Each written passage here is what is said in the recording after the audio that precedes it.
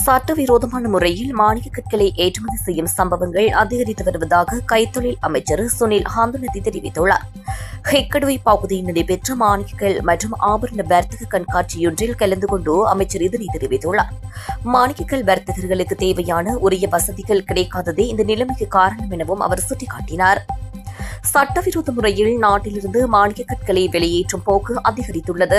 ஏனெனில் சட்டப்பூர்வமான முறையில் பணிகளை செய்ய முற்படும்போது அதிக காலம் எடுக்கின்றது.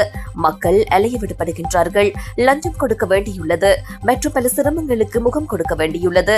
ஒரே மாணிக்க கல்லுக்கு 3-4 முறை கட்டணம் வசூலிக்கப்படுகின்றது.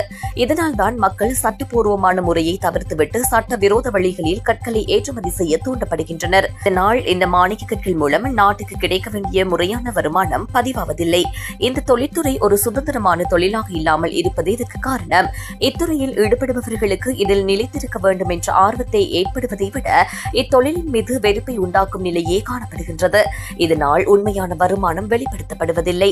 இதன் விளைவாக நாட்டின் தேசிய உற்பத்தியில் 1 அல்லது 2 பில்லியன் டாலர்கள் வரை சேர வேண்டிய வருமானம் தற்போது 200 முதல் 300 மில்லியன் டாலர்களுக்குள் மட்டுப்படுத்தப்பட்டுள்ளது.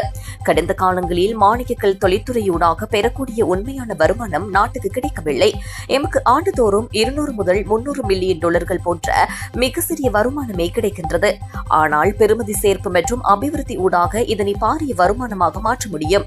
இதற்காக முதற்கட்டமாக பெறுமதி சேர்ப்புக்காக நாட்டிற்கு இறக்குமதி செய்யப்படும் மானிய கற்களுக்கு ஒரு பொதிக்கு 1 வரி மாத்திரம் வசூலிப்பதற்கு அமைச்சரவை அனுமதி வழங்கியுள்ளது. இனி எஞ்சியுள்ள இறுதி படிமுறை இதனை நாடாளுமன்றத்தில் சமர்ப்பித்து நிறைவேற்றுவதாகும். புதிய ஆண்டின் முதல் நாடாளுமன்ற கூட்டத்தொடரிலேயே இதனை நிறைவேற்ற முடியும் என நாம் நம்புகின்றோம். அந்த பொதியில் உள்ள கற்களின் அளவு அல்லது பெறுமதியை நாம் கருத்தில் கொள்ள மாட்டோம்.